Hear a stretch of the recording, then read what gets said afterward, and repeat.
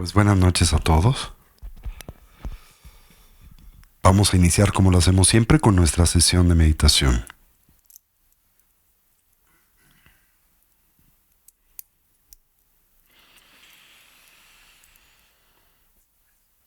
Como es costumbre, nos ponemos derechitos con nuestra espalda erguida y nuestra cabeza en equilibrio o balance.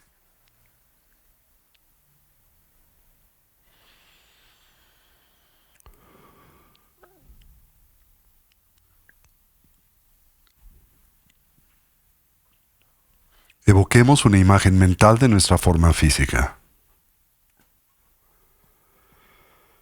Y para ello recordemos,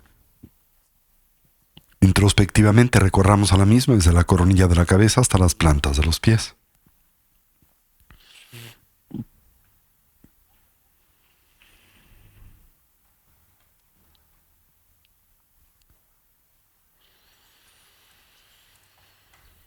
Imaginemos cómo ésta se transforma en una silueta luminosa y translúcida ausente de sustancialidad, con la forma y la postura de los 7 puntos comúnmente asociada al Buda Vairochana.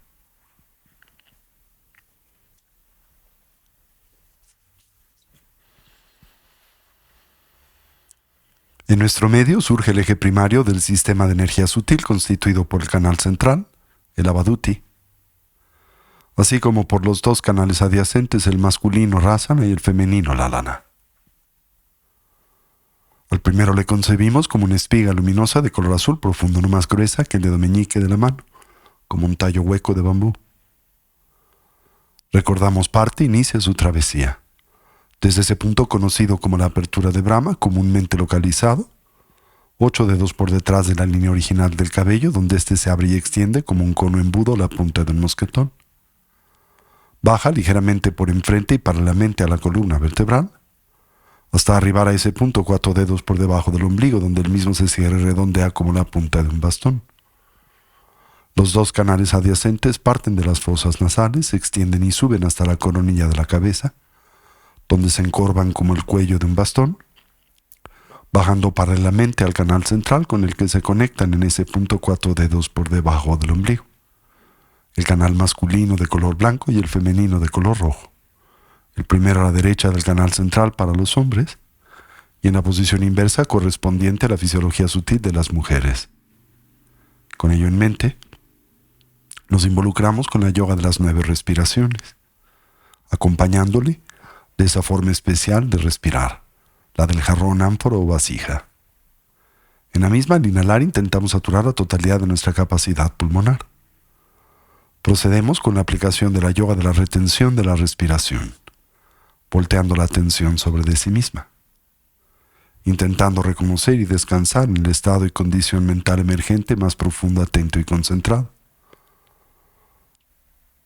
Subsecuentemente exhalamos con fuerza, como si disparásemos una flecha a través de un arco.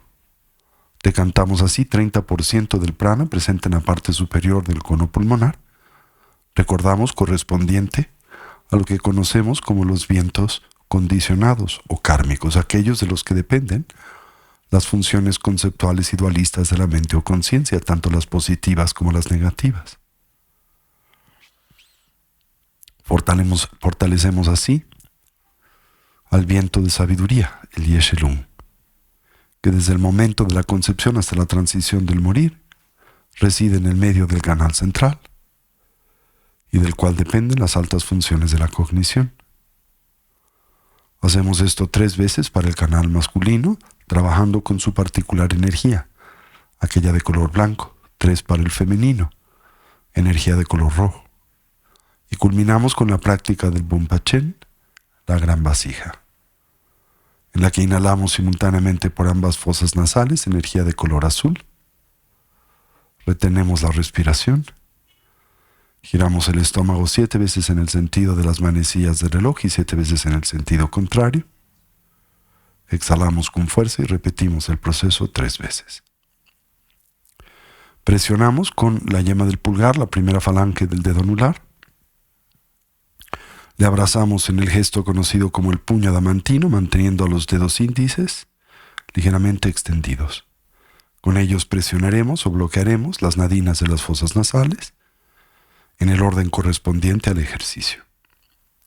Y con esta instrucción presente, conjuntamente, llevemos a cabo este ejercicio, la yoga de las 9 respiraciones.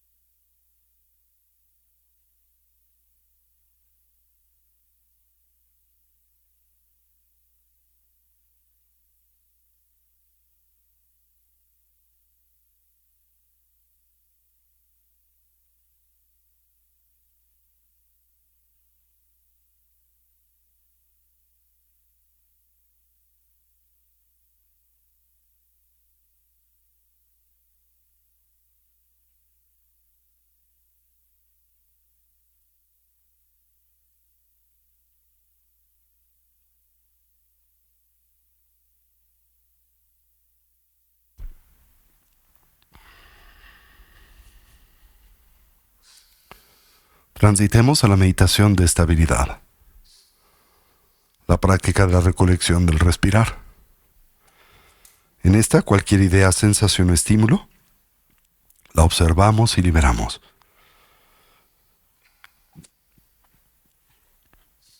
Consciente y lúcidamente intentamos dejarla pasar, sin elaborar sobre de la misma.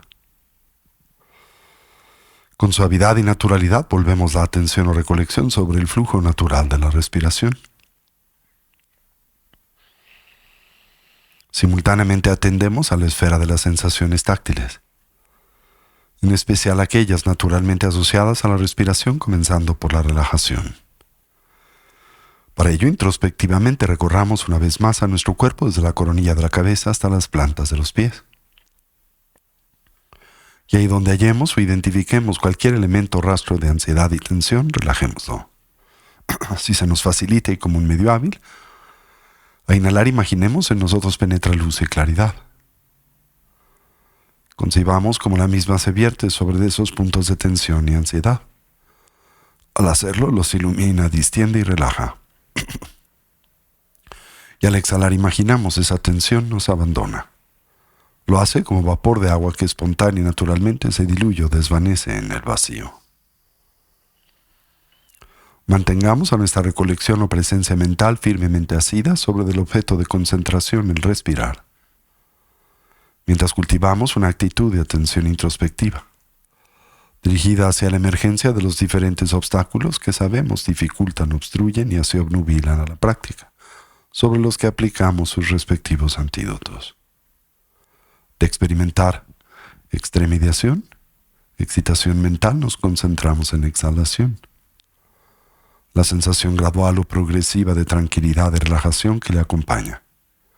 Y de ser presas de la lasitud, el hundimiento mental por sueño, nos concentramos en la inhalación, en la viveza y alerta, en la claridad mental que ésta propicia.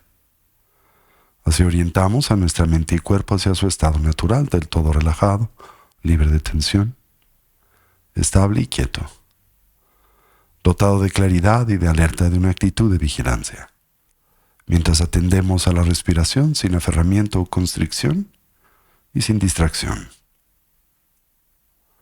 Establezcamos una transición entre la agitación o el cansancio de la tarde-noche, y el estado mental de atención y concentración necesario para el cultivo de las tres sabidurías.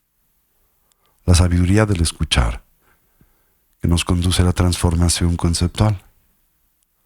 La de la contemplación, el análisis o la investigación que nos permite propiciar la experiencia directa. Y la de la meditación que culmina en la integración. Con esta instrucción presente en silencio por unos minutos, fortalezcamos esta dimensión y este aspecto de la práctica, ¿sí? Toda la atención sobre el respirar.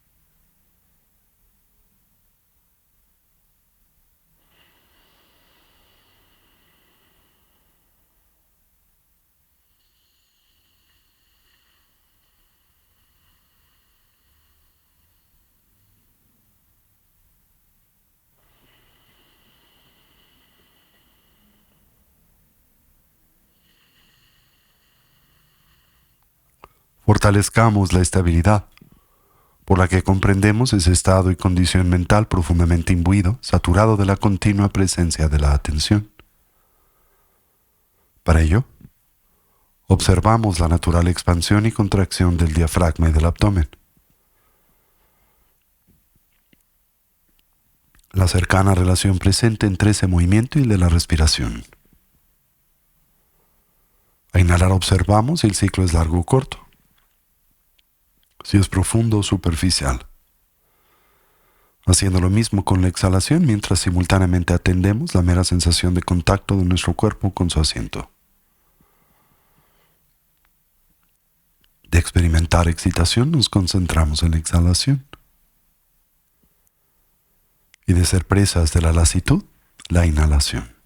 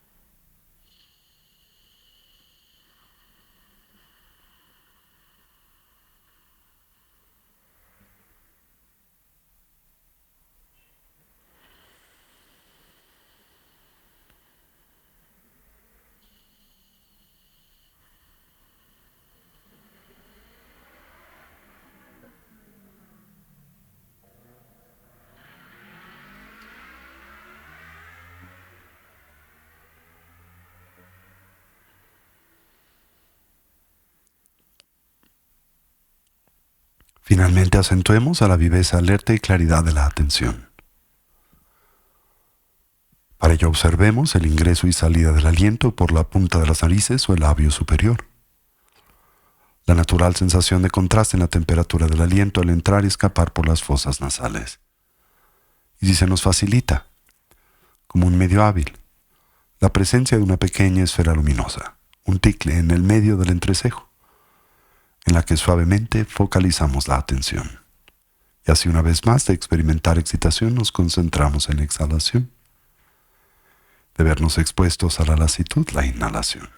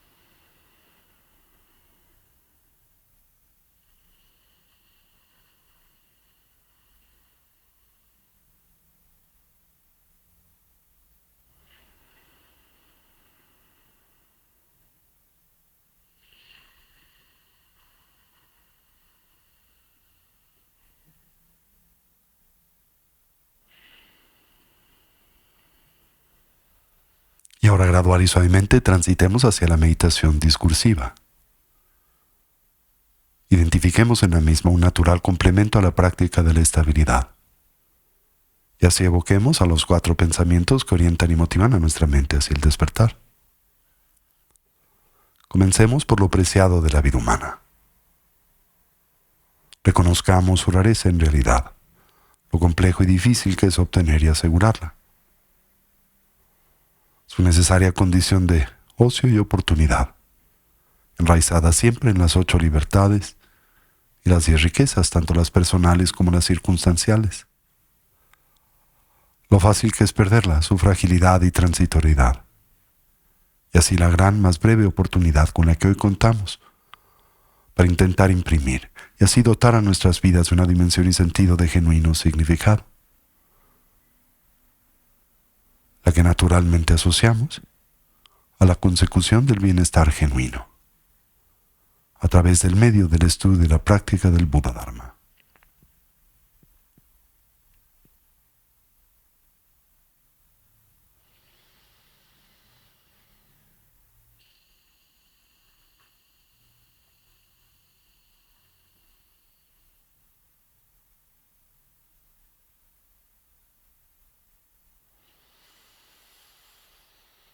Atendamos a la muerte y la impermanencia. Reconozcamos cómo todo cambia y se transforma instante a instante, momento a momento, y cómo en realidad nada y nadie duran para siempre. En especial, señalemos a nuestra propia condición mortal, y como la única variable del todo certera, segura en la vida, es la de nuestra propia transitoriedad, de la que en realidad desconocemos el cómo y de qué manera se haga patente, presente o expresa en nuestras vidas. Con base en ello, intentemos pensar o reflexionar en torno a lo que debiese ser genuinamente importante, prioritario, significativo en nuestras vidas. Aquello que nos pueda otorgar bienestar genuino.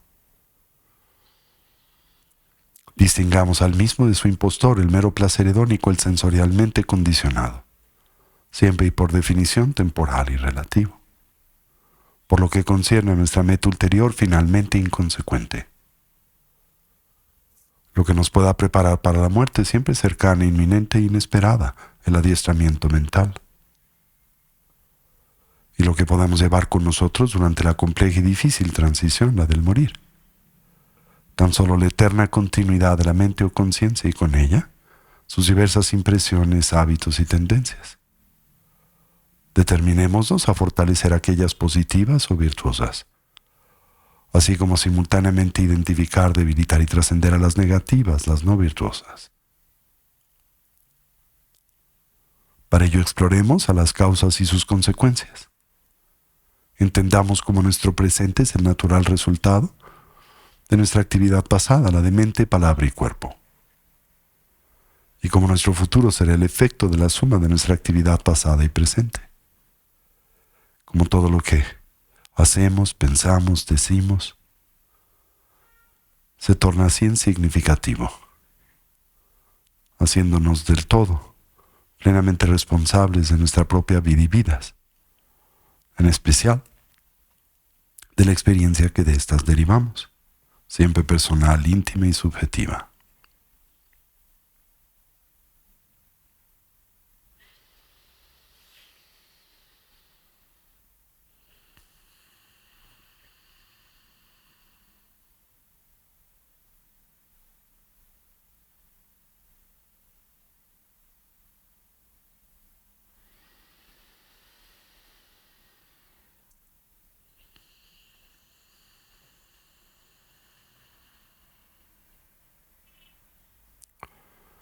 Finalmente comprendamos a las limitaciones propias, aquellas endémicas a la existencia cíclica, a la vida condicionada por la matriz de la ignorancia, el aferramiento, el apego y la aversión.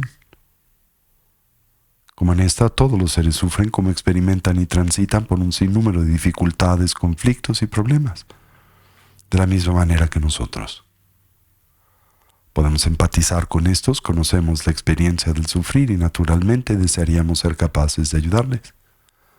Mas reconocemos nuestras limitaciones presentes para hacer y lograr esto, y es con ello en mente que volteamos nuestra atención en la dirección del refugio, y que nos determinamos a establecer una orientación auténticamente positiva y segura en la vida, la que simbolizamos a través de la triple joya. Así, tomamos refugio en el Buda. Y lo hacemos no tan solo como un hombre o persona, sino como alguien que representa la naturaleza abierta y clara de la mente como sus potenciales evolutivos. Tomamos refugio en el Dharma, como un compromiso para integrar y poner en práctica las instrucciones de vida, las de desarrollo y cultivo que el Buda nos dio o aportó. Tomamos refugio en la Sangha, la comunidad compuesta primariamente por aquellos genuinamente avanzados en el sendero, los despiertos, los Budas, los liberados a los que llamamos arhats, los héroes o bodhisattvas.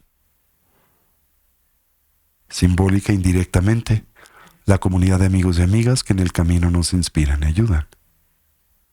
Y a manera central, la figura del Ama, el vínculo con el Dharma y el punto, donde esas cualidades coinciden y se hacen a nosotros presentes. Así afirmamos, Lamala Kyabsun Chio, Sanjela Kyabsun Chio, Chula Kyabsun Chio, Genduna Kyabsun Chio, Lamala Kyabsun Chio, Sanjela Kyabsun Chio, Chula Kyabsun Chio, Genduna Kyabsun Chio. Transitemos a la meditación de vacuidad, el natural preámbulo de la mecánica contemplativa que es característica y propia del sendero del diamante. Para ello imaginemos cómo todo lo que nos rodea gradualmente se diluye o desvanece en el vacío. Comencemos por este espacio. Nuestra ciudad, nuestro país, continente y planeta. El universo con sus infinitos mundos. Y nuestro cuerpo referente físico con base en el cual comúnmente edificamos nuestro sentido de identidad personal. Todo ello se diluye, se desvanece en el vacío. Lo único que permanece es la expresión primaria de la conciencia, su mera claridad y darse cuenta. Descansemos en esta dimensión de la conciencia desnuda por un momento en un estado y condición libre de elaboración.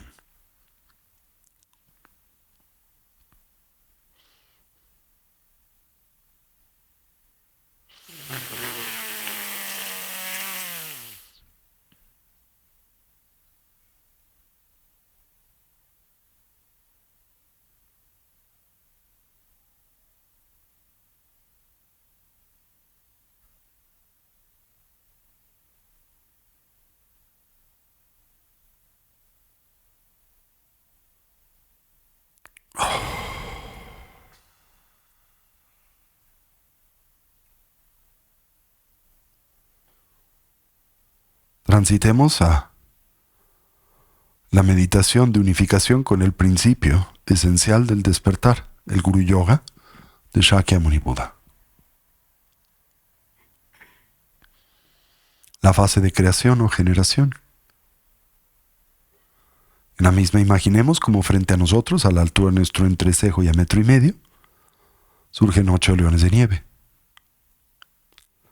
Dispuestos en un cuadrángulo, recordamos, representan la valentía, el arrojo y la osadía, que en el sendero y camino espiritual son por definición y naturaleza indispensables. Sobre sus lomos emerge un trono dorado y encollado que representa la realeza del estado lúcido y despierto de la mente, su natural dignidad.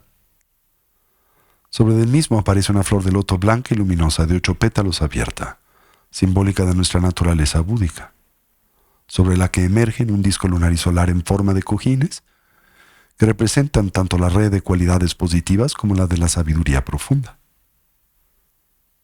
Las dos acumulaciones. Sobre estas gradualmente se corporiza la figura de Shakyamuni Buda, concibiéndola como presente, mas simultáneamente ausente de sustancialidad, la síntesis entre la apariencia y vacuidad. Se encuentra sentado en la postura damantina con sus piernas entrecruzadas, simbolizando así la maestría de la fuerza del samadhi, y con la plena funcionalidad mental. Su mano derecha toca la tierra con el dedo medio, haciéndola testiga de su victoria sobre el triple veneno, la ignorancia, el aferramiento, el apego y la aversión. La izquierda descansa sobre de su regazo con la palma abierta inclinada hacia arriba, simbólica de su maestría, sobre la energía de la sabiduría, la atención y la concentración y puntual. Sobre esta se hace presente la escudilla del renunciante, que a su vez contiene el néctar de la sabiduría y larga vida. Se encuentra ataviado con la vestimenta propia del bhikshu, elaborada en retacería de tela, simbólica de su victoria sobre de los 8 intereses mundanos.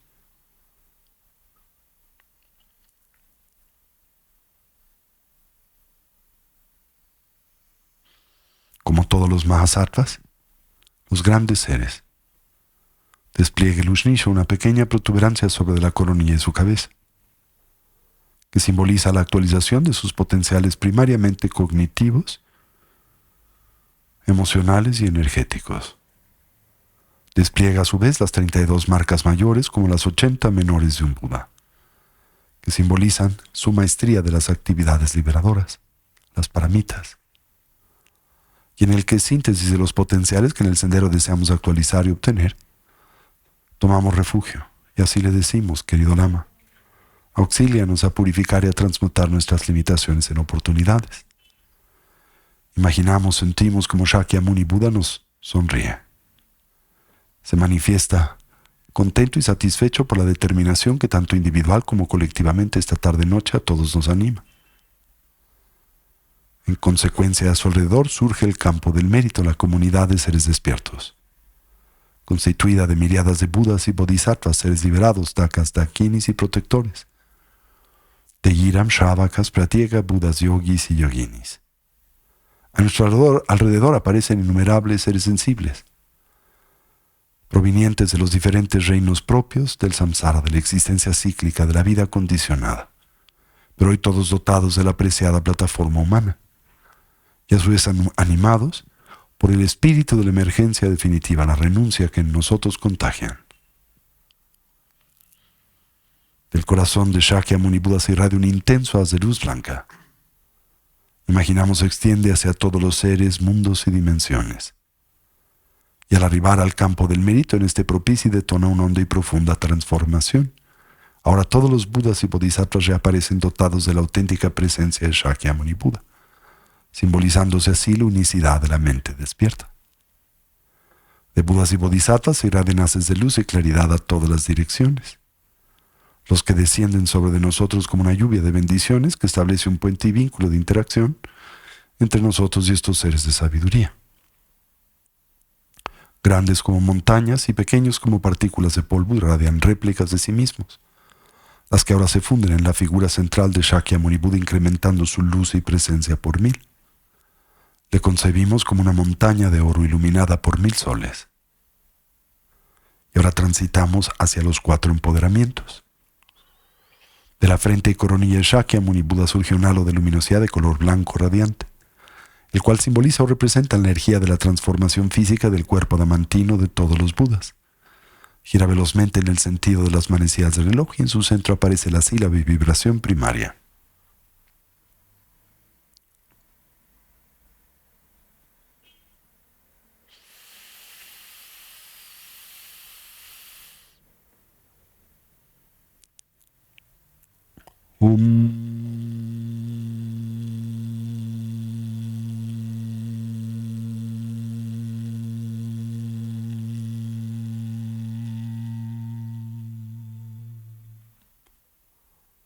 Un poderoso haz de esta luz y claridad es ahora irradiado del Buda hacia nosotros, los seres que nos rodean. Imaginamos en nosotros penetra como un espeso néctar que recorre las paredes internas de nuestro cuerpo y del mismo arrastra sus impurezas y limitaciones, comenzando por las físicas, las que salen de nuestro cuerpo por las plantas de los pies, las palmas de las manos, los poros del cuerpo y el ano, como tinta negra y humo negro, que al abandonarnos y vertirse sobre la tierra se transforma en abono. En la segunda etapa, imaginamos, se purifican nuestras limitaciones físicas potenciales, quizá con nuestras debilidades genéticas, las que salen de nuestros cuerpos de la misma manera, pero ahora como pus, sangre coagulada y ennegrecida. Al vertirse sobre la tierra, en ella opera como un nutriente. Y finalmente sentimos nuestras limitaciones físicas resultantes de nuestra interacción con diferentes contaminantes ambientales, los auditivos, gustativos, táctiles y olfativos. Nuestra visión kármica de la vida, la que nos ata a la existencia cíclica. Los eventos ambientales y estelares que nos son detrimentales. Las acciones físicas negativas que hemos proyectado sobre otros u otros sobre de nosotros. Todo se purifica. Sale de nuestros cuerpos por las plantas de los pies, las palmas de las manos, los poros del cuerpo y el ano, como miriadas de alimañas que al abandonarnos se diluyen y desvanecen en el vacío. Donde sea propicio, intentamos aplicar las fuerzas y poderes de oposición, reconociendo siempre en las mismas al corazón de la purificación. El arrepentimiento que no es culpa, la determinación de enmienda, la convicción en torno a reorientar a nuestras vidas en una dirección genuinamente positiva y segura como la que simbolizamos a través de la triple joya. La necesidad de cultivar una mentalidad altruista con la que podamos contrarrestar el egoísmo. El imperativo de corregir el daño que a través del cuerpo ya hemos propiciado en otros o en nosotros mismos. Mientras sentimos esto, experimentamos la fuerza vibratoria de esta sílaba dentro de nosotros 3 veces.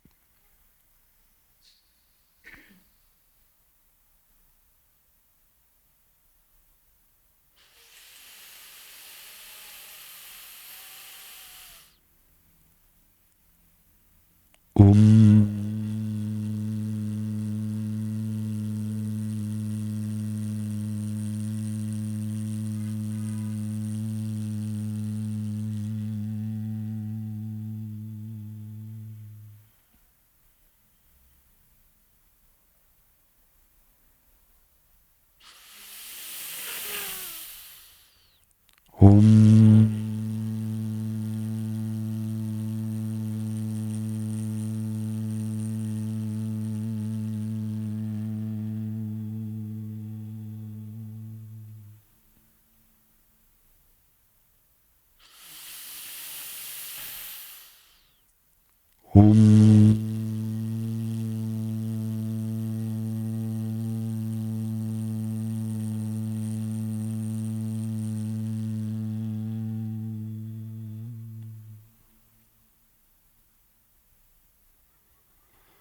Por el poder de la luz blanca, imaginamos, sentimos nuestras limitaciones físicas, las propias, las de los seres que nos rodean, se han visto purificadas. Y ahora como nuestros cuerpos irradian esta luz y claridad, a todas las direcciones en cuya sensación descansamos por momento en un estado y condición libre de elaboración.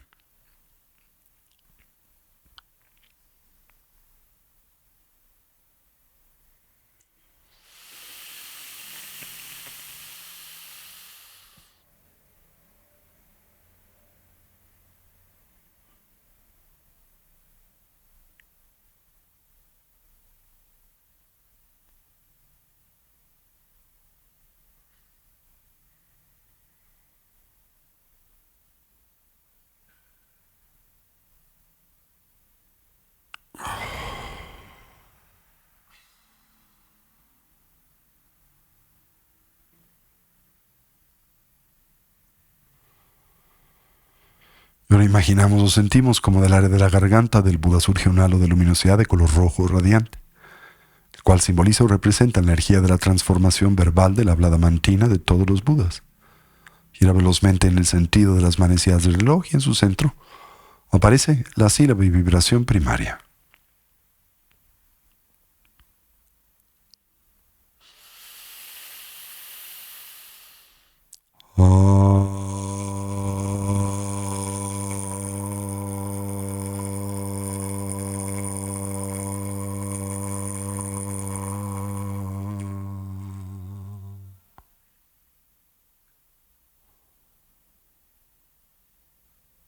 Imaginamos o sentimos como del área de la garganta de el Buda surge un halo de luminosidad de color rojo radiante. Recordamos, representa la energía de la transformación verbal de la hablada mantina de todos los Budas.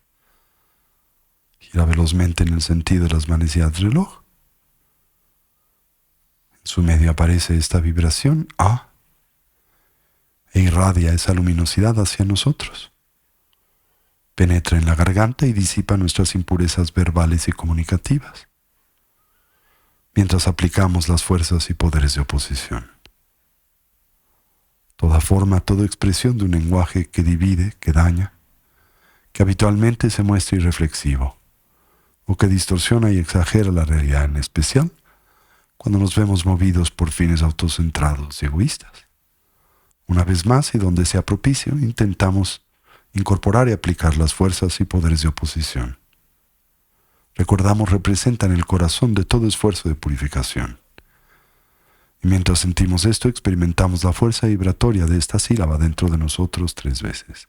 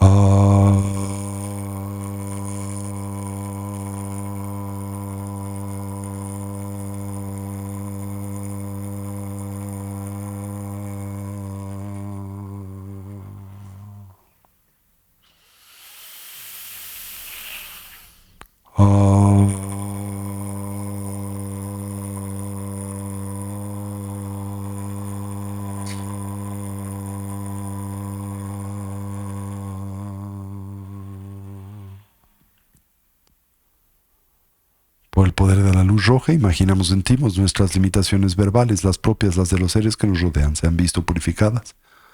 Y ahora como nuestros cuerpos irradian esta luz y claridad a todas las direcciones en cuya sensación descansamos por un momento en un estado y condición libre de elaboración.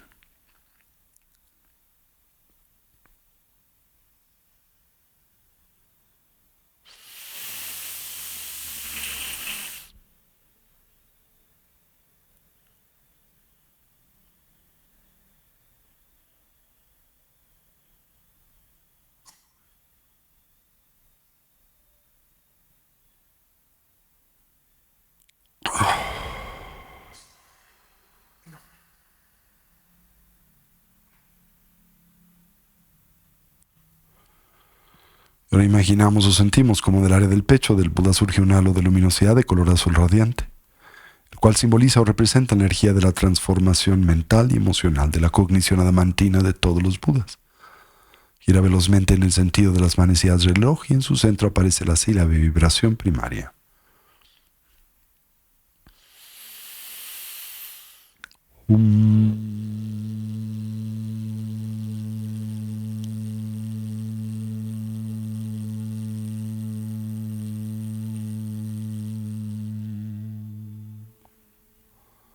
Un poderoso haz de esta luz y claridad es ahora irradiado del pecho del Buda hacia nuestro propio pecho, el de los seres que nos rodean.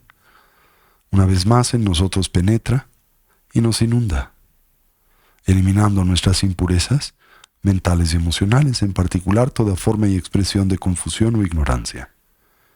Y su natural consecuencia, el aferramiento, el apego, la aversión, la percepción dualista y la reificación. Donde sea propicio, aplicamos las fuerzas y poderes de oposición.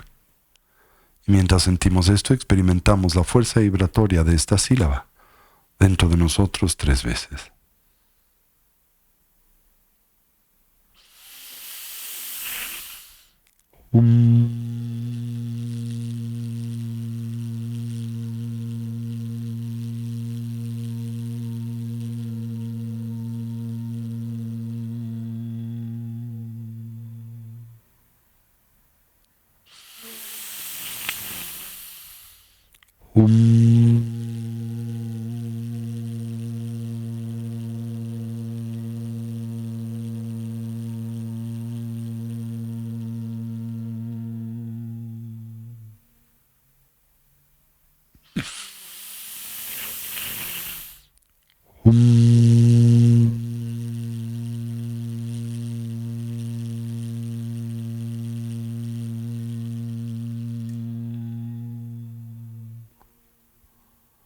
Por el poder de la luz azul, imaginamos, sentimos nuestras limitaciones mentales y emocionales, las propias, las de los seres que nos rodean, se han visto purificadas y ahora como nuestros cuerpos irradian esta luz y claridad a todas las direcciones en cuya sensación descansamos por momento en un estado y condición libre de elaboración.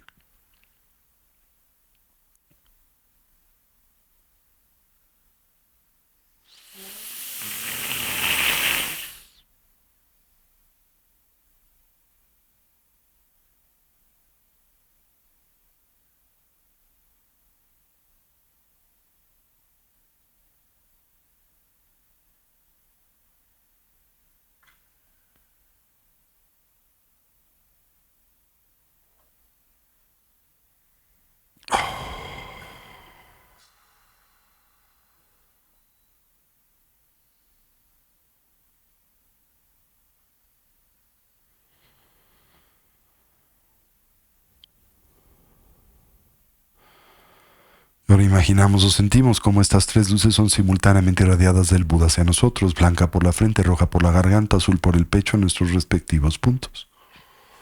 Cualquier remanente de nuestras impurezas físicas, mentales y comunicativas se ve purificado. En nosotros se plantan las semillas para la eventual consecución de la red de cualidades búdicas, lo que conocemos como los cuerpos de un Buda, sus colecciones de cualidades, sus kayas. Y nuestro cuerpo se transforma en una matriz de luz y claridad multicolor. Mientras sentimos esto, experimentamos la fuerza vibratoria de estas 3 sílabas dentro de nosotros 3 veces.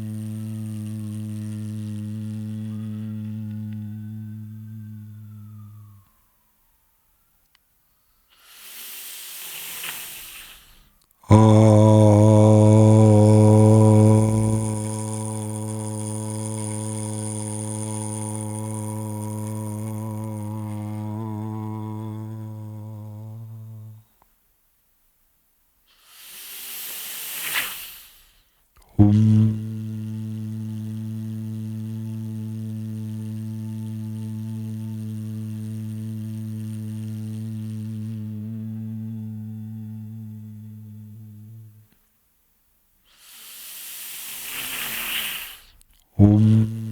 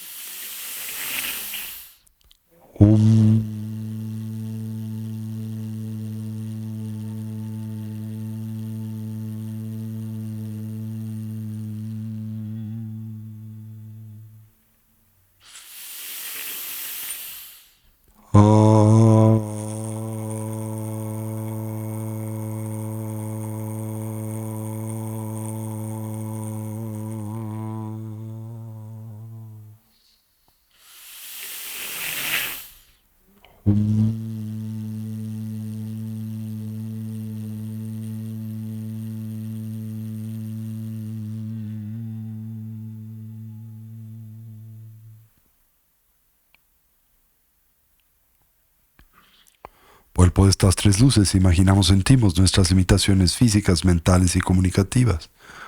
Las propias, las de los seres que nos rodean, se han visto purificadas. Y ahora como nuestros cuerpos irradian esta luz y claridad multicolor a todas las direcciones en cuya sensación, descansamos por un momento en un estado y condición libre de elaboración.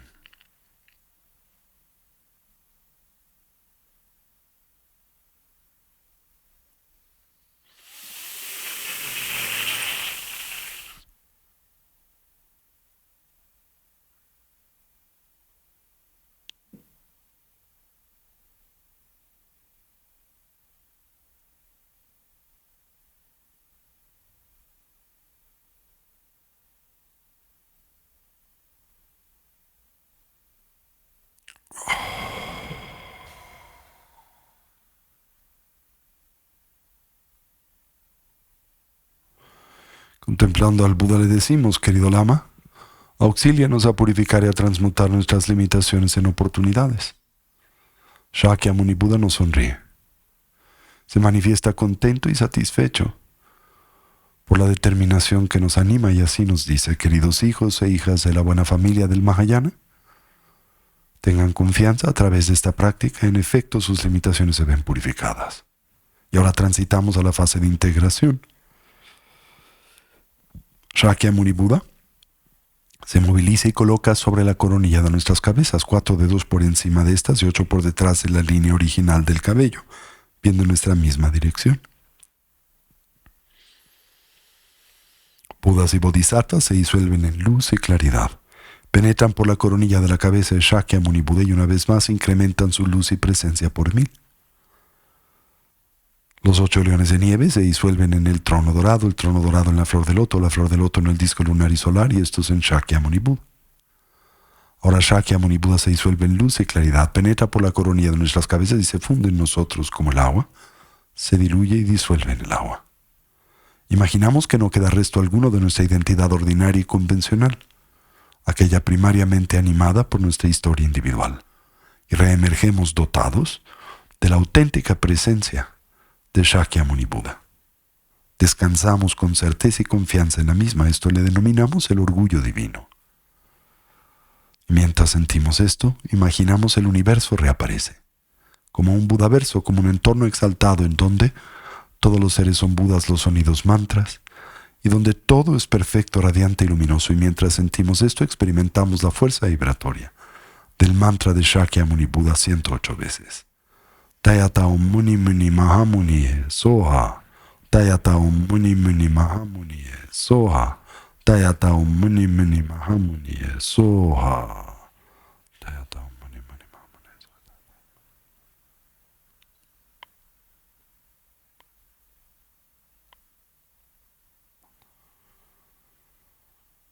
Tayata Om Muni Muni Soha.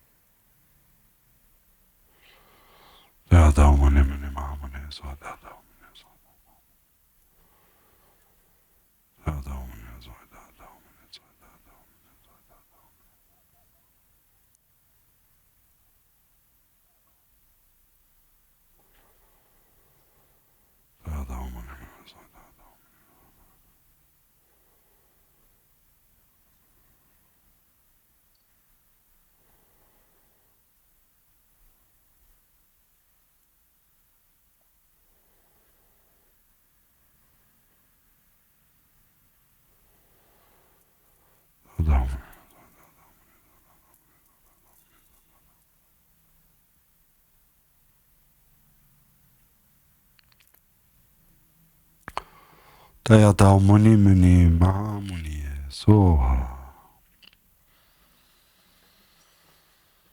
Culminamos con la fase de perfeccionamiento. Recordamos en la misma ensayamos la transición del dormir y el morir, aquellas en donde de forma más clara y poderosa se manifiesta sin filtro la luz clara esencial de la conciencia, la mente primigenia. Imaginamos en nuestro medio surge el canal central, esa espiga luminosa de color azul profundo. Shakyamuni Buddha irradia luz y claridad, penetra por esta y reaparece a la altura del corazón con sus ojos bien cerrados, lo cual emulamos. Vientos sutiles primarios y secundarios emprenden su travesía hacia la gota indestructible. Como recordamos, acontece en el dormir y el morir. Las esencias vitales masculinas descienden por la parte superior del canal central como esferas luminosas de color blanco, mientras que las esencias vitales femeninas lo hacen por la parte inferior del mismo de color rojo. En el instante en que escuchemos el palmear de las manos, vientos sutiles y esencias vitales se colapsan en la gota indestructible. Esta se fisura y libera la luz clara esencial de la mente o conciencia, la cual tratamos de reconocer y intentamos descansar en la misma por un momento, una vez más en un estado y condición libre de elaboración.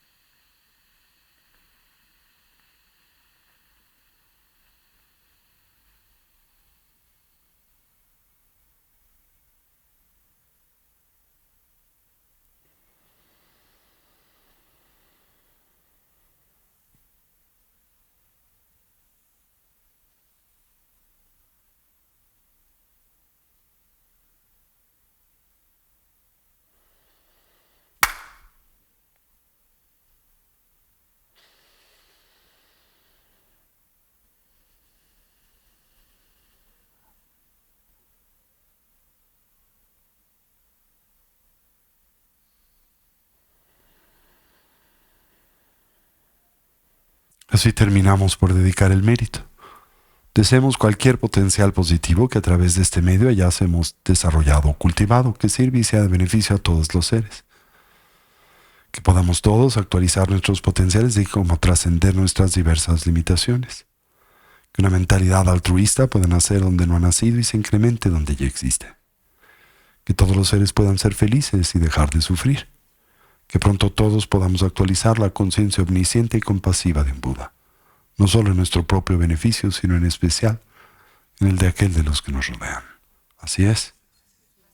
Así es. Así es.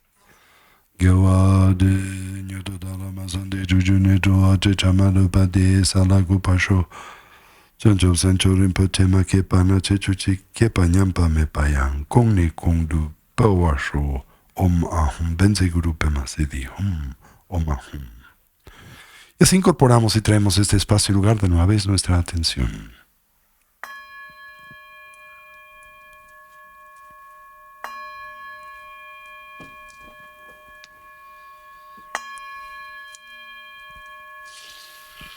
Gracias.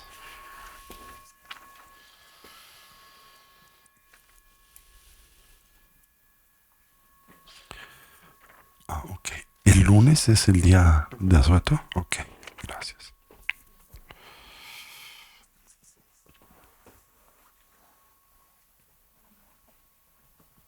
Muy bien. Pues recordarán, hemos estado hablando acerca de las 4 recolecciones, las 4 aplicaciones de la atención. Y nos encontramos explorando la tercera de las mismas, la aplicación de la atención sobre la mente. Y en ese contexto es tradicional el examen de un tópico central de la teoría del conocimiento y la psicología budista, que conocemos comúnmente en la tradición tibetana como el de Lo Rik.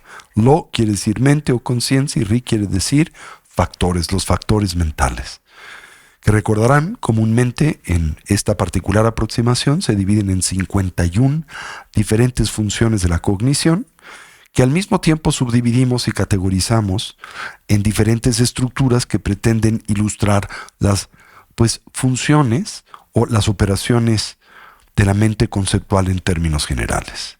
Recuerden que al hablar acerca de los 51 factores mentales, estamos primeramente señalando la operación o el funcionamiento de la mente grosa, ¿sí? De la mente conceptual dualista, que es esa perspectiva y simultáneamente es la mente samsárica. No estamos explorando a la conciencia sustrato, ni tampoco a través de esta presentación se explora la conciencia primigenia. Estamos primariamente hablando, insisto, sobre la dimensión, digamos, superficial del proceso cognitivo, el de la mente ordinaria, ¿sí? Recuerden simultáneamente que, naturalmente, por ejemplo, en transiciones como lo son las del dormir, específicamente el sueño profundo sin sueños, y en la transición primaria del morir, precisamente la continuidad de esta dimensión de la conciencia se suspende, ¿verdad? Y lo hace a través de diferentes procesos simultáneos de disolución o atrofiamiento, que comúnmente dividimos en 4. El proceso de la disolución simultánea de la apariencia blanca, el proceso de la disolución simultánea del incremento rojo, el proceso de la disolución simultánea de la negrura cercana al logro y el proceso de la disolución simultánea asociado al logro, ¿sí? En el primero de estos, el proceso de la disolución simultánea de la apariencia blanca, los 33 factores mentales asociados a la ira, la aversión y la hostilidad se atrofian, experimentan temporal discontinuidad. En el proceso del incremento rojo, los 40 factores mentales asociados a el apego experimentan atrofiamiento y discontinuidad temporal. Y en el proceso de la negrura cercana al logro, los 7 asociados a la ignorancia, ¿sí? Cuando esto acontece y cesa la continuidad de la mente ordinaria, superficial, conceptual, en el último de estos ciclos simultáneos de disolución, el cuarto, llamado logro, por razón que se ilustrará en un momento, surge naturalmente la conciencia primigenia, la luz clara esencial de la mente. Ahora, como saben, esa conciencia es equiparable y sinónima a la condición del despertar. Es nuestra naturaleza búdica, siempre en nosotros presente, pero no manifiesta, dado el hecho de que precisamente esta estructura, esta especie de retícula de experiencia fragmentaria dualista conceptual inhibe e impide la manifestación temporal de esta conciencia.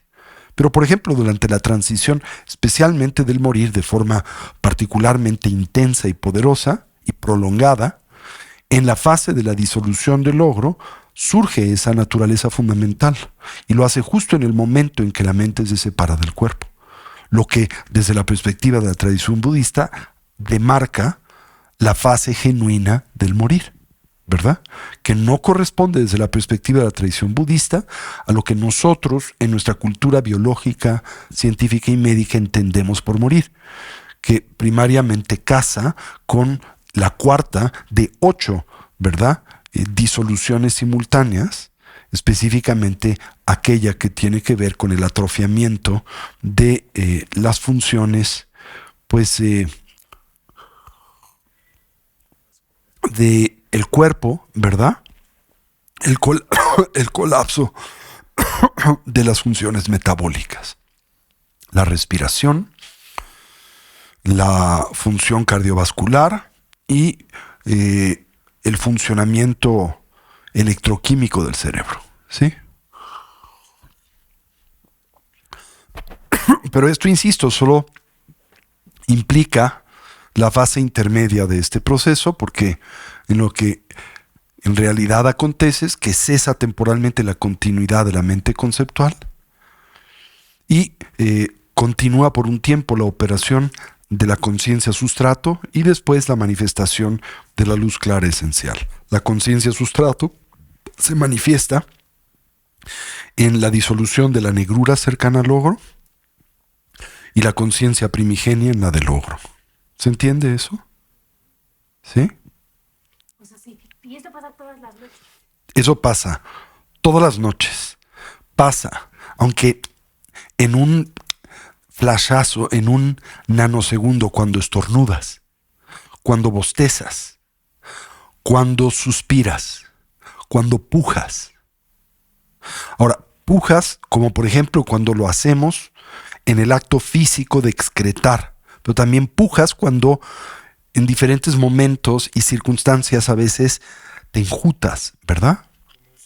Como un susto, cuando haces un esfuerzo muy intenso y después paras, ¿verdad? O cuando corres muy rápidamente y súbitamente paras, también ahí. También durante el pico del orgasmo.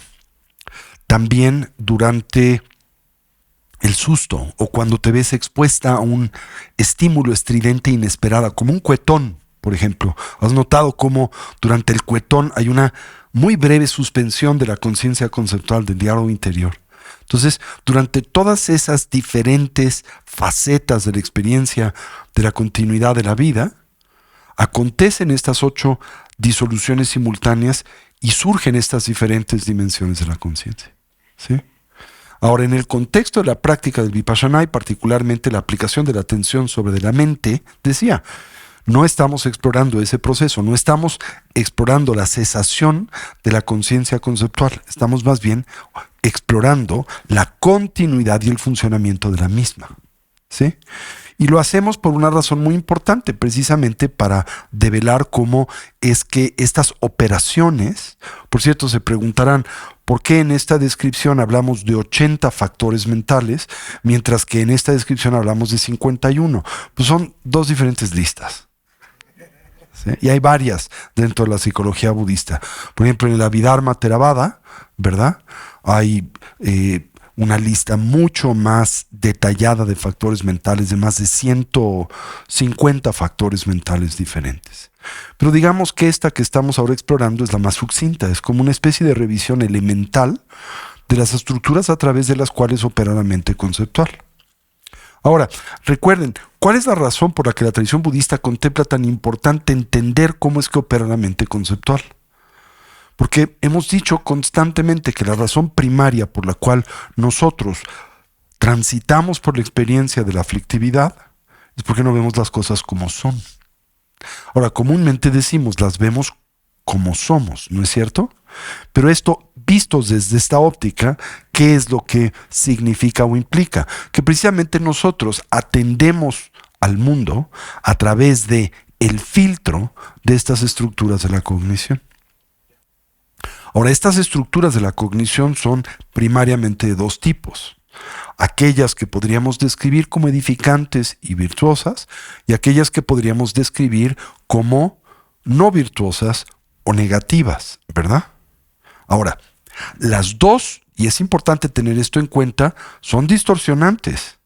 Siguen siendo tanto una como la otra filtros a través de los cuales nosotros entintamos y por tanto de alguna manera tergiversamos el contenido de la realidad, que existe ausente o en una dimensión, ¿verdad?, carente de la influencia y el tinte que estos factores mentales sobre de la misma imprimen, ¿sí? Recuerden, por ejemplo, dentro del contexto de la segunda puesta en movimiento de la rueda del Dharma, la que el Buda nos comparte en el pico de los buitres en Rajgir, ¿se acuerdan? En donde nos presenta la doctrina de la perfección de la sabiduría. Prajñā Paramita. Paramita quiere decir la actividad que nos conduce a la otra orilla, o la perfección, de la sabiduría que penetra y discrimina, ¿sí? En esta doctrina, el Buda señala la importancia de establecer una distinción entre dos diferentes dimensiones de la cognición. La primera dimensión de la misma, entintada precisamente por las estructuras de la dualidad, que es lo que nosotros llamamos, desde una cierta perspectiva, se le llama la realidad relativa, aunque en realidad y de forma más correcta debería de ser presentada y concebida como la falsedad aparente. ¿Sí? Porque no hay tal cosa como una realidad relativa, solo hay una realidad, ¿no? Si hubiera más de una realidad, una de estas no sería del todo real. ¿Se entendió eso? Entonces, si bien comúnmente a este aspecto, digamos, aparente de las cosas, en la filosofía del camino medio se le llama la realidad relativa, creo más conveniente utilizar la terminología que nos comparte el gran Lama Tsongkhapa, quien la describe como una falsedad, pero aparente. ¿Sí? Y después está lo que denominamos la otra faceta de la realidad, que es la realidad absoluta, que es la dimensión de las cosas como son. Aquella que se encuentra vacía de todo este tinte conceptual fragmentario, ¿verdad? De estructuras, expectativas, proyecciones, ¿verdad? Funciones conceptuales y condicionamientos que sobre el entorno proyectamos. Eso es lo que llamamos la vacuidad. La vacuidad no es algo, ¿sí? Es la ausencia de algo. ¿Y de qué preséntase dicha ausencia? De toda esta retícula de interpretaciones que en consecuencia de nuestros diferentes condicionamientos, inconsciente, habitual y compulsivamente sobre el mundo proyectamos, que no tiene. ¿Se entendió eso? Eso es lo que llamamos la realidad absoluta. Y la comprendemos desde dos diferentes perspectivas. La perspectiva de la vacuidad, esto es, que todo existe ausente del referente primario de esa retícula de interpretación habitual, ¿sí? Y la dimensión del surgimiento dependiente. Con ello se pretende evitar dos extremos que representan una desviación o tergiversación de este punto de vista llamado el del camino medio, Madhya Marga, ¿sí? Esto es el extremo de la absoluta negación de la existencia que adviene de una interpretación excesiva, exacerbada de la vacuidad, o el exceso del sustancialismo que representa la consecuencia de una interpretación exacerbada del surgimiento dependiente, ¿sí? Entonces, porque todo emerge en dependencia de partes, causas, condiciones y circunstancias, no posee identidad intrínseca. Está vacío de tal. Pero el hecho de que esté vacío de esa identidad permite funcione en base a causas, condiciones y circunstancias. Porque comúnmente se dice que las cosas existen porque están vacías. Y porque están vacías, existen. Si en contraste estuvieran dotadas de identidad intrínseca y realidad objetiva, no podrían funcionar y por tanto no podrían existir. Por ende se afirma esa modalidad de existencia es falsa. ¿Okay? Esto es la premisa primaria de la filosofía del camino medio, ¿sí? La filosofía llamada madhyamika. ¿Okay? En la tercera puesta en movimiento de la rueda del Dharma, también conocida como la de las finas características, ¿sí? Que el Buda pone en movimiento en Shavasti para una comunidad muy amplia de un auditorio muy variado, ¿verdad? Presenta el Buda una teoría basada en lo que llama las tres naturalezas, ¿ok? Pero de esto ahorita no quiero hablar, nada más les comento. La primera concuerda con la de la falsedad aparente. Esa es la primera naturaleza de la realidad, ¿sí? Nada posee identidad intrínseca. La tercera coincide con la realidad absoluta, con la vacuidad y el surgimiento dependiente, ¿sí? Pero el Buda presenta una intermedia, ¿sí? En donde habla acerca del cómo, si bien el mundo y la realidad carecen de realidad objetiva, de identidad intrínseca, no es como si nosotros simplemente estuviéramos proyectando existencia sobre la nada. Hay algo ahí, lo que hay ahí, sobre lo cual nosotros proyectamos nuestras diferentes percepciones y condicionamientos, es el karma. ¿Sí? Entonces habla de estas tres dimensiones de la experiencia, de estas tres naturalezas. La naturaleza, digamos, de la falsedad aparente, correspondiente a la realidad relativa, que no existe, la de la realidad absoluta y una intermedia, ¿sí? Que es la de la falsedad existente. ¿Sí? Pero bueno, de eso no hablaremos hoy. Bien, ahora, entender cómo funciona la mente conceptual es muy importante. Primero, para por lo menos poder mejorar la condición de nuestra vida actual y futura, dentro del contexto de la matriz del samsara. ¿Sí? ¿Cómo se hace esto? Pues no es muy difícil, evitando pues las operaciones no virtuosas de la cognición y potencializando las virtuosas. Así de simple, ¿verdad? Pero si lo que buscamos es liberarnos de la existencia condicionada, esta aproximación se concibe y entiende insuficiente. Para ello tendremos que acceder, ¿verdad?, a la naturaleza ulterior de la realidad. ¿Sí? Bien, estábamos hablando en este contexto acerca, recordarán, de los 20 factores mentales aflictivos secundarios, ¿se acuerdan? Bien, y de estos nos quedamos, si mal no recuerdo, en la importancia personal. ¿En cuál? La simulación. Sí, por eso nos quedamos y vamos a hablar de la importancia personal, que es el 9. Sí. ¿Ya hablamos de este? Entonces nos vamos en el 10. A ver, vamos a repetir. El primero es la agresión y la beligerancia. El segundo es la vengatividad. El tercero es la negación y esta tendencia a esconder, ¿verdad? El cuarto es el despecho. El quinto es los celos. Sexto es la avaricia. El séptimo es la pretensión. Y la importancia personal. El octavo es la simulación. El 9 es la arrogancia. ¿Qué? La simulación. ¿Y esa lo tocamos? Ok, entonces el octavo es la simulación. El octavo es la simulación. ¿Sí? Ok. Bien. Muy bien.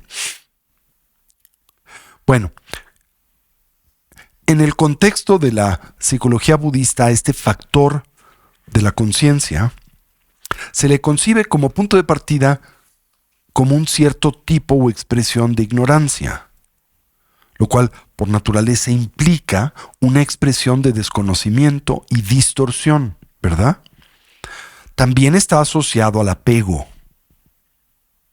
que nos motiva comúnmente y se dice habitualmente en asociación a el vínculo insano o distorsionado que construimos y establecemos para nuestras posesiones materiales, primariamente, pero también puede hacérselo con la reputación y el estatus, por ejemplo, diría yo, finalmente la totalidad de los distintos intereses mundanos, desea simular y esconder nuestras limitaciones ante los demás. ¿Sí? Tiene como función, se dice, el evitar el que nosotros compartamos una especie de respuesta clara a preguntas que interfieren con la imagen que queremos proyectar, ¿verdad? Entonces simulamos lo que deseamos los demás de nosotros atiendan y perciban, aunque ello no corresponde con nuestra realidad. ¿Sí? Por ejemplo, exacerbamos nuestra posición económica, la exageramos, la inventamos de alguna manera, simulamos una condición económica determinada Y lo hacemos porque buscamos el reconocimiento y la aceptación o la influencia, ¿verdad? O podemos hacer lo mismo con nuestra reputación o nuestro estatus. Por ejemplo, todos habrán conocido ese tipo de personas que en una breve conversación hacen alusión a 20 diferentes personas connotadas, famosas, conocidas, influyentes, que ellos conocen, han tratado o con los que tienen cercanía. Los americanos le llaman name dropping, ¿no? ¿Han oído eso? La gente que te avienta nombres, ¿verdad? La mayor parte de las veces esto es algo, una conducta centrada en la simulación, en la inseguridad, y tratamos de exaltar a nuestra persona a través de este medio, edificar un sentido fantasioso de identidad a través de estrategias de esta naturaleza. Es muy común también en el contexto material, en donde te pretendes, no sé, hacer presente o manifestar de una forma que no corresponde a tu realidad. Por ejemplo, ¿no? Algo que siempre me llama mucho la atención. No sé si ustedes se han dado cuenta, a veces uno conduce por colonias de clase media o clase media baja o hasta populares. Y bueno, primero es muy común en nuestro país que ves gran parte de las residencias pues son modestas, ¿no? Muchas de lo que yo llamo comúnmente la arquitectura varillesca, porque quedan las varillas siempre de fuera con la esperanza de hacer el tercer o cuarto piso, ¿no? O una añadidura a la casa que hará el papá o los hijos o lo que fuere.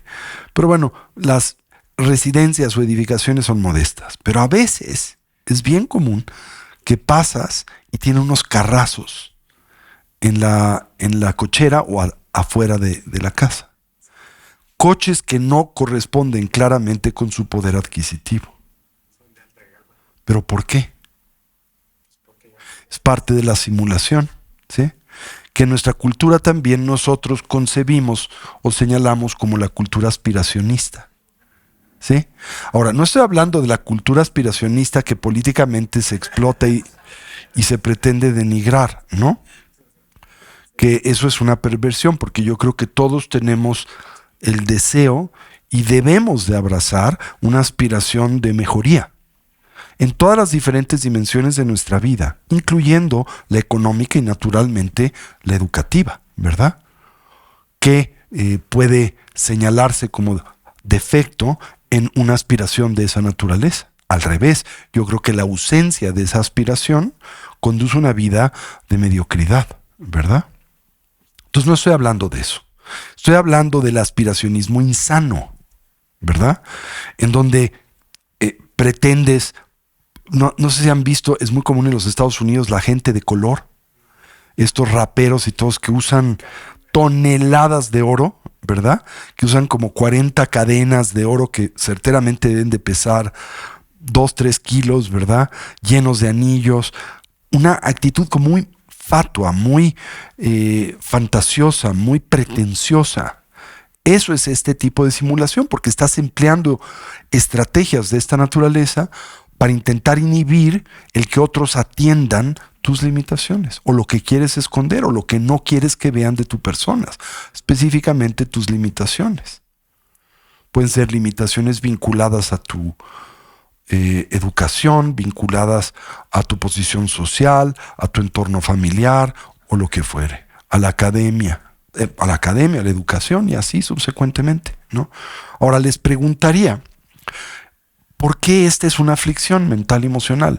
¿Por qué se tacha en el contexto de la psicología budista a este tipo de estructura, la de la simulación? ¿Por qué? Primero, no concuerda con la realidad. Por eso se le llama una forma o tipo de ignorancia, ¿no? Exacto, y porque simple y sencillamente trátase de una mentalidad y actitud, una iniciativa que constantemente pretende maquillar la realidad, por naturaleza se encuentra como estrategia condenada al fracaso. ¿Por qué? Porque tarde o temprano, ¿qué? Como siempre, la verdad se hace patente, se manifiesta, no puede, como dicen, no puedes tapar el sol con un dedo, o por lo menos no lo puedes hacer siempre o permanentemente. Entonces, cuando vives en esta condición de lo que yo llamo disonancia cognitiva, de distanciamiento entre la apariencia y la realidad, esto también y naturalmente te genera ansiedad. ¿Y la ansiedad en qué se traduce? En dolor, sufrimiento e insatisfacción, ¿no es cierto? Esa ansiedad se puede manifestar como muchos diferentes tipos de funciones aflictivas, como por ejemplo es la baja autoestima, como por ejemplo es la inseguridad, como por ejemplo es esta mentalidad fatua, como por ejemplo lo es la simulación y así subsecuentemente, ¿sí? Bien, tienes que invertir mucha energía en mantener esa, digamos, simulación, ¿verdad? Y esto te drena energética y emocionalmente. Nunca conduce a algo positivo. O sea, no termina bien. Siempre produce algún tipo de aflictividad. Y por eso se le describe como una aflicción. Si bien no es la primaria, porque la primaria es la ignorancia, es un desdoblamiento, una expresión secundaria de la ignorancia y del apego. Por eso es un factor mental secundario en este contexto aflictivo. ¿Se entendió eso? Bien. Luego viene el noveno de los factores mentales aflictivos secundarios.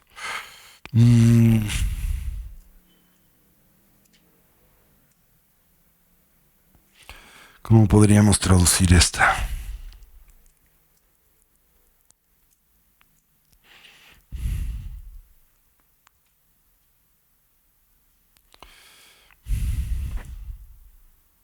Como estar lleno de uno mismo, el narcisismo, hedonismo no, porque eso es tampoco no es como, es un tipo de narcisismo, ¿no? Estar lleno de uno mismo, el tener esta actitud siempre fatua, ¿verdad? También se le concibe naturalmente como un factor mental de distorsión, ignorante, también está asociado al apego, pero ahora este opera de una forma interesante. Tiene como referente nuestros logros genuinos. Es un tipo de arrogancia. Presunción, ¿sí? Arrogancia, presunción, ¿verdad? Tiene como referente nuestras virtudes, nuestras acciones positivas, nuestras cualidades genuinas buenas, ¿verdad? Pero construye un sentido exacerbado de sí mismo con base en estas, que se traduce en lo que en la tradición psicológica budista se señala como una especie de autoconfianza, ¿verdad?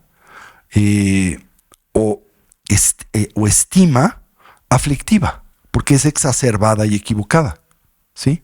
Se dice da pie a toda variedad de diferentes aflicciones. Y también se dice que interfiere con el logro de las cualidades superiores. La arrogancia siempre interfiere naturalmente con las cualidades superiores. También se dice que produce o propicia o detona una especie de falso sentido de satisfacción personal que nos conduce a sentirnos o a desarrollar un sentimiento de superioridad, que es una cualidad de la arrogancia, ¿verdad? A veces centrada en la noción de raza, a veces centrada en la apariencia física, a veces centrada en la juventud, a veces centrada en la autoridad, a veces centrada en la inteligencia, a veces centrada en la riqueza. O sea, podemos generar arrogancia utilizando como referente cualquiera de estos elementos. Pero primariamente se dice, es un tipo de apego ¿a qué? A nuestras cualidades positivas, a nuestros logros, pero que nosotros desproporcionamos, exacerbamos o, más correctamente hablando, reificamos. ¿Sí? Ahora piensen, la arrogancia, siendo una expresión de ignorancia, ¿es ignorancia de qué?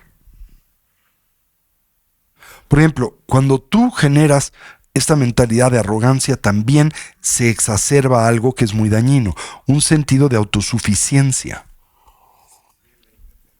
y un sentido de independencia que se ilustra muy claramente con expresiones muy propias de la arrogancia, como lo son yo me echo solo o yo no requiero ni necesito de nadie. Ahora, decíamos que la arrogancia es una expresión de ignorancia. ¿Por qué es que expresiones de esta naturaleza lo son? ¿En qué sentido el afirmar yo me echo solo, no requiero de nadie, es una expresión de ignorancia? Muy simple, porque ni te has hecho solo, ni es cierto que no dependes de nadie, ¿verdad? Porque en todos los diferentes contextos y dimensiones de tu quehacer vital, dependes de otros. Simplemente cuando vas al supermercado, dependes de la bondad de infinitos individuos que participan en las cadenas de producción con base en las cuales tú puedes comprar tu mandado de la semana, ¿no? Al abrir el agua, al prender el foco, todo, absolutamente toda dimensión de tu experiencia y vida es una expresión de interdependencia. El decir no requiero de nadie, soy absolutamente autosuficiente, ignora esa condición de la realidad y te coloca en una situación de superioridad que no te corresponde, ¿verdad? Y cuando tú dices yo me he hecho solo, bueno, esa es una expresión de profunda arrogancia y falta de gratitud, ¿verdad? Para empezar, porque como a menudo les digo, especialmente como seres humanos, ¿no? O sea, si fueras una jirafa, las jirafas nacen y en cuestión de 2 o 3 minutos pueden caminar. Y en cuestión de un tiempo muy limitado se tornan autosuficientes. En cuestión de meses, no requieren de sus padres. Pero los seres humanos, ¿han visto un niño que sea autosuficiente a los 10 años? No, y de entrada hay 2 células que se confabulan para... Además, ¿no? Pero requerimos de la bondad de nuestros padres y de los que nos han cuidado y de nuestro entorno por muchos años hasta que podemos ser autosuficientes. Bueno, algunos nunca, ¿no? Pero bueno, como mínimo, no sé cuánto crean ustedes. A mí se me hace, no sé, un niño, ¿a qué edad podría ser autosuficiente un niño? No sé, 5, 6, 7 años, ¿no? A lo mínimo, ¿no? Lo mínimo, o sea, que yo haya visto así, que algún niño pueda vérselas por sí mismo 6, 7 años, no menos de eso, ¿no? Entonces, ¿qué pasó durante esos previos 6 o 5 años de tu vida? Fuiste absolutamente dependiente de otros. Para bien o para mal, pero fuiste dependiente, ¿no? Entonces, ese sentido de aislamiento, de autonomía, que exacerba tu noción de importancia, está basado en la ignorancia, está basado en la distorsión, indudablemente. Y de nuevo, ¿por qué es negativo? ¿Qué consecuencias tiene? Es muy simple, una persona de esa naturaleza, ¿qué efecto produce en otros? Es muy simple, una gente así es insufrible. Entonces, ¿qué pasa con los demás? Pues no quieren estar cerca de... Las personas narcisistas son personas muy destructivas. Ejercen una influencia muy negativa sobre los que les rodean. Lastiman a los que les rodean, ¿verdad? Tienden a quedarse solos o tienden eventualmente a tener muchas dificultades y problemas que les produce sufrimiento. Mantener este sentido de arrogancia, esta noción exacerbada de uno mismo, también requiere de mucha energía y mucho trabajo, ¿verdad? Te drena energéticamente. Y desde la perspectiva budista también naturalmente propicia y detona karma negativo. ¿Ok? Bien, el 10º de estos factores mentales secundarios negativos es la toxicidad. ¿Sí? Las personas que manifiestan esta tendencia tóxica a lastimar y dañar a los demás. Está asociado con la ignorancia siempre, porque todo factor mental negativo lo está, pero en esta ocasión ya no al apego, sino a la ira. ¿Sí? Que nos conduce o nos orienta o nos impulsa al deseo de infligir daño a otros seres sensibles, de dañar, de lastimar a otros. ¿Sí?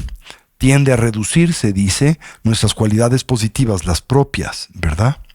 Actúa como la base de turbulencia interior. Nos lleva a dañar la vida de otros y generar mucho karma negativo. Y generalmente es uno que nosotros expresamos hacia los que nosotros interpretamos y concebimos inferiores a nosotros. Por lo que también tiene que ver con una sensación o una mentalidad de discriminación, que también naturalmente está basada en la arrogancia, ¿no?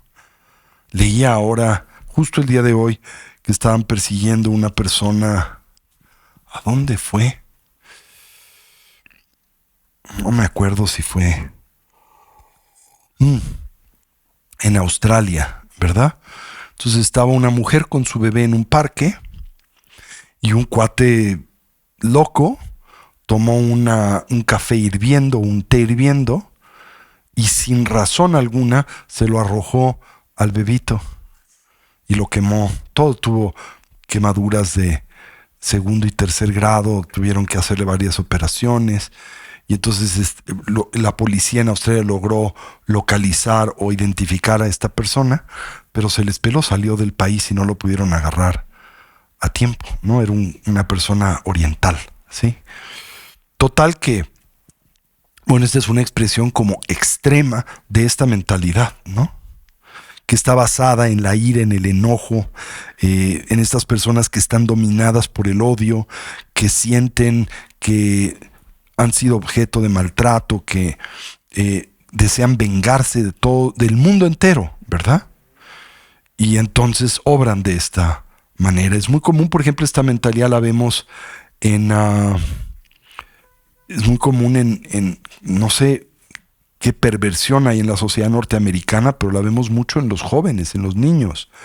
Todos estos que entran a las escuelas y matan a lo de este niño de 14 años que entra a una escuela, mata creo que a 2 maestros y a 2 niños. Sí, claro, ¿esto es producto de qué?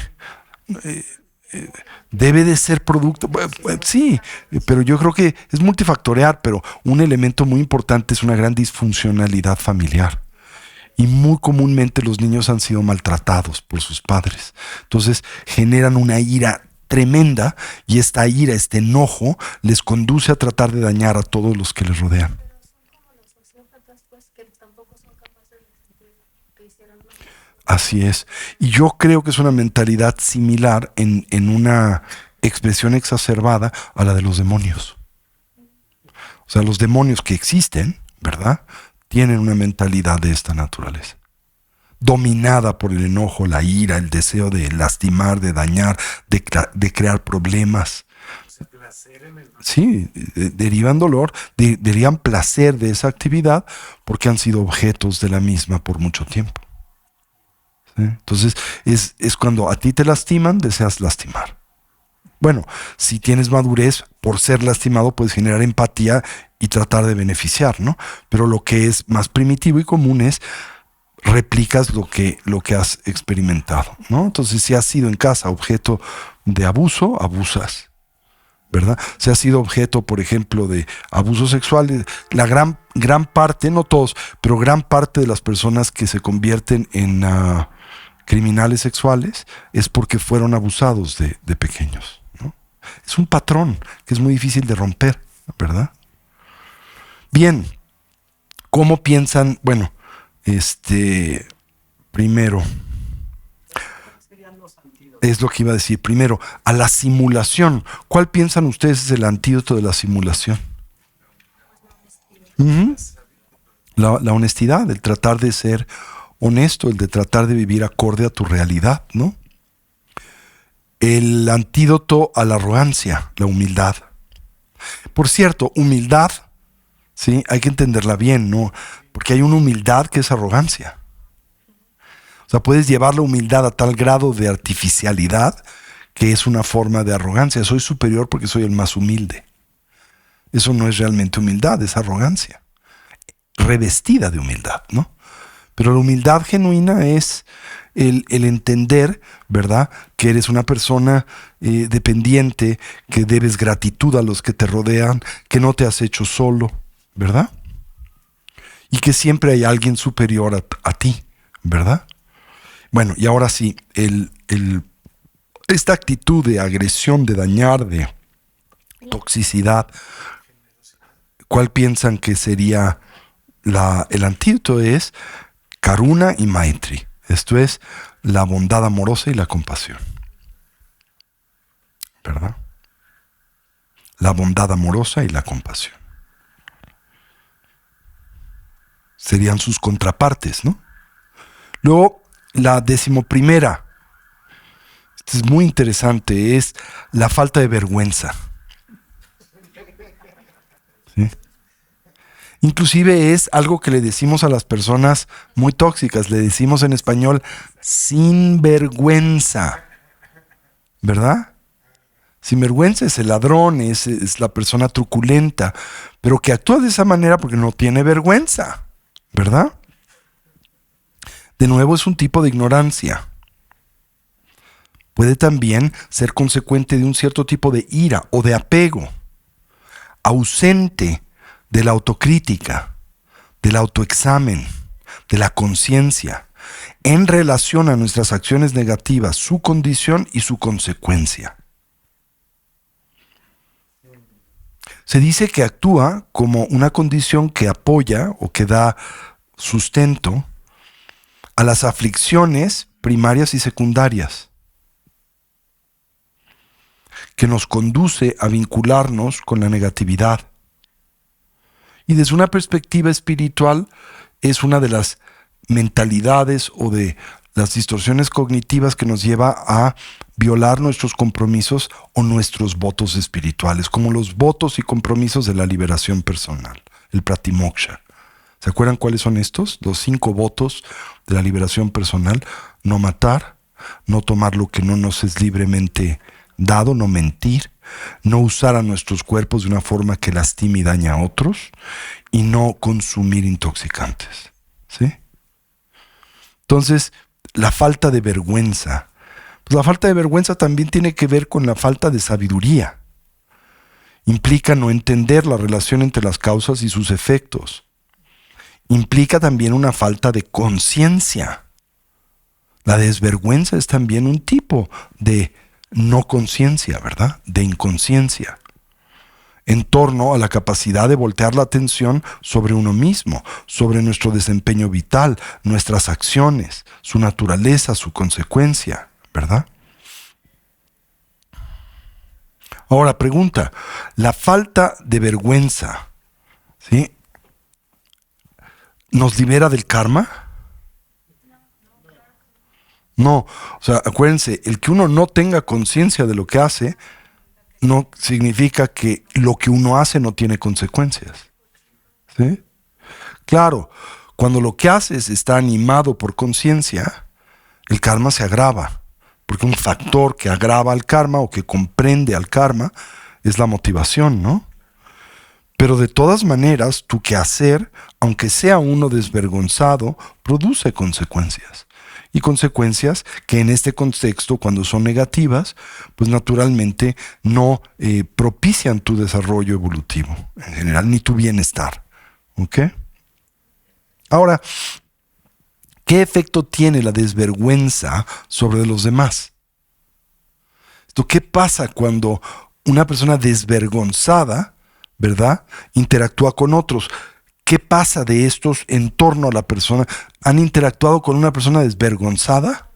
¿Ustedes alguna vez? ¿Sí? ¿Qué efecto produce sobre ustedes? ¿Qué pasa cuando... ¿Y qué haces con una persona desvergonzada? ¿Es alguien con el que quieres establecer una relación de profundidad, de intimidad, de amistad? No, todo lo contrario. Generalmente es gente que uno contempla tóxica y deseas, o es uno de los signos de alguien con los que uno no quiere vincularse, no quiere relacionarse. Así que eso también implica el que se exacerbe tu sentido de alienación, de soledad, de aislamiento, ¿verdad? Así es. No, es doloroso vivir con alguien así, y esa persona que actúa de esta manera termina muy, muy solo. ¿Sí? Bien. Después viene la 12ª, que es la falta de consideración. Una persona desconsiderada. ¿Sí? También es un tipo de ignorancia. ¿De qué? De las necesidades de otros. Es un tipo de apego exacerbado. ¿En qué sentido? A nuestro sentido de merecimiento personal. Te lleva a sentir que todo lo mereces. Y porque todo lo mereces, te das el lujo de maltratar a los demás, de no tener atenciones con otros, de no ser considerado. Te sientes el regalo de los Budas al mundo, ¿verdad? Sí, y hay personas que son muy así, ¿verdad? Leía a un actor muy famoso inglés, Ian McKellen, creo que se llama así, que hizo de Gandalf, ¿no? ¿Se acuerdan? Un gran actor clásico inglés. Y le preguntaban por qué él fue hecho caballero por la reina Isabel, ¿no? Y le preguntaban cuál era su impresión de ella. ¿Sí? Y decía que le había parecido, que había interactuado con ella un par de veces en su vida, y le había parecido una persona muy grosera. Y le preguntaban por qué, ¿no? Y decía que cuando estaban por darle ese reconocimiento, hacerlo caballero, ¿verdad? Por su trayectoria como actor, que es muy larga, ¿verdad? Es un hombre ya grande, en sus 80s. Que la reina Isabel le dice, pues usted ha estado haciendo esto mucho tiempo, ¿verdad? Pero un poco como diciéndole, ya está cascado, ¿no? Y él, que era de muy ágilmente, le dice, pues no tanto tiempo como usted. Porque usted, siendo reina, ha sido reina por mucho tiempo, y entonces se insultó a la reina y dice que le retiró la palabra y ya no quiso tratarlo más, ¿no? Entonces que al terminar la ceremonia le trató de dar la mano y le hizo la mano así, ¿no? Eso es una persona que se siente merecedora de todo, ¿no? Es alguien inconsiderado porque no entiende la relación que tiene con todos los demás. Es muy común que las personas de esta naturaleza también sufran. ¿Por qué? Porque nunca encuentran suficiente reconocimiento, nunca es suficiente. ¿Cierto o falso? ¿Y cuál creen ustedes que es el antídoto?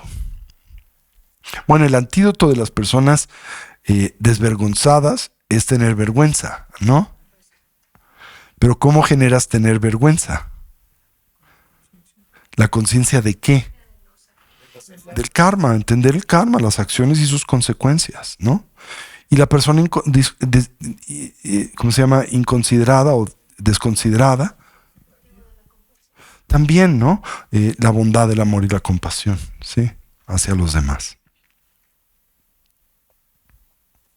Bien. Dejémoslo aquí, ¿les parece? Y tratamos la semana próxima el 13º, que es el letargo o el hundimiento mental, ¿sí? Es muy interesante, especialmente tratarlo desde la perspectiva contemplativa, ¿sí? El letargo o el hundimiento mental, 13º de estos factores. Bien, les comento, no tenemos sesión el próximo lunes 16, porque es 16 de septiembre. Entonces, los invito a que me acompañen martes, miércoles o jueves, el día que quieran. ¿Ok? En lugar de venir el lunes, vengan martes, miércoles o jueves, o los que nos acompañan a distancia y que nunca prenden su cámara, que nos acompañen también martes, miércoles y jueves. Les vamos a meter un malware que prenda su cámara, les guste o no les guste. Especialmente si nos están viendo en calzones. Y les recuerdo que va a estar con nosotros sábado 28 y domingo 29 de septiembre, en un par de semanas. Gerard Abud va a impartir el seminario de los puntos claves de la meditación de la gran perfección, un comentario de Mipam Rinpoche. Ojalá, si pueden, nos acompañen. ¿Ok? Muy bien. Perfecto. Terminemos como siempre. Por cierto, me disculpo, no pude estar aquí el lunes. de la semana pasada tenía una tremenda laringitis y estaba afónico y entonces no quería contagiar a nadie. Perdone, porque si tenía todavía el resto de COVID, ¿no? Y dije, no vaya a ser que... O sea, ya estaba saliendo, pero nunca sabes exactamente cuándo del todo dejas de ¿cómo se llama? De contagiar. Y a mi familia le dio horrible, así que pues yo nada más me quedé afónico, no me sentía mal, débil, pero no mal, pero mi esposa se sentía a morir, ¿no? Entonces no quería contagiarlos y pensé prudente dar la clase desde casa, ¿eh? Bueno, terminemos dedicando el mérito y como siempre deseando cualquier potencial positivo que a través de este medio hayásemos desarrollado y cultivado, que sirva, que sea de beneficio a todos los seres. Que podamos todos actualizar nuestros potenciales y así trascender nuestras limitaciones, que una mentalidad altruista pueda nacer donde no ha nacido y se incremente donde ya existe. Que todos los seres puedan ser felices y puedan dejar de sufrir, y que pronto todos podamos actualizar la conciencia omnisciente y compasiva de un Buda, no solo en nuestro propio beneficio, sino en especial en el de aquel de los que nos rodean. Así es. Así es. Así es. Gewa de nyodo dalamazon de jujune joa de jamado padi salago pasho chanchop sencho rinpoche ma kepana chichuchi kepa nyampa me payan kungne kundu pawasho Oma vaya guru pema se dijo Oma. Entonces les recuerdo, el próximo lunes 16 de septiembre es día laboral, entonces todo el staff de Casa Tibet me pide que por favor no laboremos. Y nos podemos ver martes, miércoles o jueves, ¿ok? Pueden conectarse cualquiera de esos días. El martes estamos viendo, les doy los tópicos. El martes estoy tocando, déjenme recordar, el Amrim, no me acuerdo, que estoy tocando el martes. Ahorita me acuerdo. El miércoles estoy iniciando nuestro grupo de inicio. Así que estamos en la fase muy inicial de la instrucción del Dharma. El jueves estoy... les recomiendo que se conecten el jueves porque estoy haciendo un comentario al texto del tercer Dodrup Chen Rinpoche, transformando la felicidad y la adversidad en el camino al despertar, que es un texto del Ojo muy bonito. Entonces la instrucción es como muy buena. Les recomendaría el jueves, pero si no pueden el jueves, martes o miércoles, ¿ok? Pues muchas gracias, gracias a los que nos ven, los que no se dejan ver, y les mando a todos un abrazo, especialmente los que se reúnen en Sangha. Veo ahí a nuestra comunidad de Casa Tibet Monterrey, 2, 3, 4, 5, 6, 7, 8, 9, 10. Muy bien, los felicito a todos y les mando un abrazo. Veo a Casa Tibet León. No sé si es solo una persona, ¿verdad? O en la sombra hay alguien más, no lo sé. Pero para el que está como un guerrero solitario, un rinoceronte, un gran abrazo. De verdad, te felicito. Veo también a Casa Tibet Guadalajara, que están Isabel y Manuel solos. Qué desvergüenza de la comunidad. Deberían de acompañarlos, de verdad. No sé si es Isabel, no la logro ver, pero sí es Manuel. Ahí la veo. Chicos, les mando un abrazo. También ahí veo a Casa Tibet Querétaro. Y ya, todos los demás son guerreros solitarios, ¿verdad? Gracias, que estén bien esta semana y observen su mente. Que estén bien. Chao.